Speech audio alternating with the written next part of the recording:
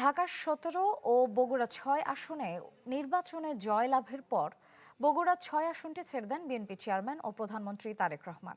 আগামী ৯ এপ্রিল এই আসনে হবে উপনির্বাচন। সে নির্বাচনে কে হবেন দলীয় প্রার্থী তা নিয়ে চলছে নানা আলোচনা।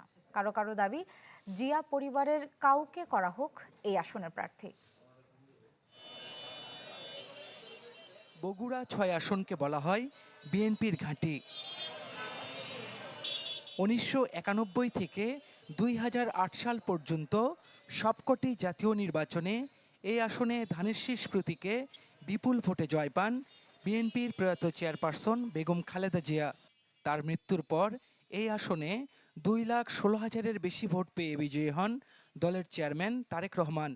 কিন্তু তিনি সংসদ সদস্য হিসেবে শপথের আগে বগুড়া ৬ আসনটি ছেড়ে দেন।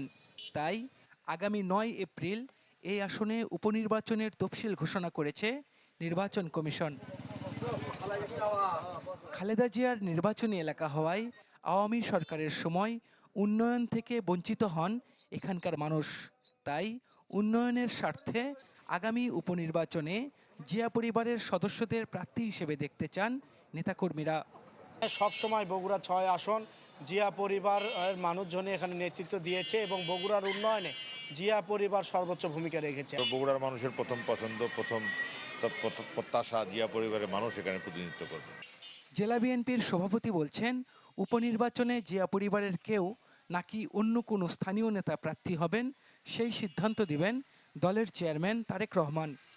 আমাদের বগুড়ার সন্তান, আমাদের পার্টির চেয়ারম্যান প্রধানমন্ত্রী তারেক রহমানই আমাদের বগুড়াবাসীর অভিভাবক, আমাদের অভিভাবক, এবং তিনি যেটা সিদ্ধান্ত দেবেন সেটি আমাদের চূড়ান্ত সিদ্ধান্ত এবং সেইভাবে আমরা সবাই একসঙ্গে কাজ করব। এদিকে বগুড়া ৬ আসনে আগামী ৯ এপ্রিলের উপনির্বাচন নিয়ে এখনও দলীয় সিদ্ধান্ত জানায়নি জামাতে ইসলাম। ফরহাদুজ্জামান শাহী, চ্যানেল 24, বগুড়া।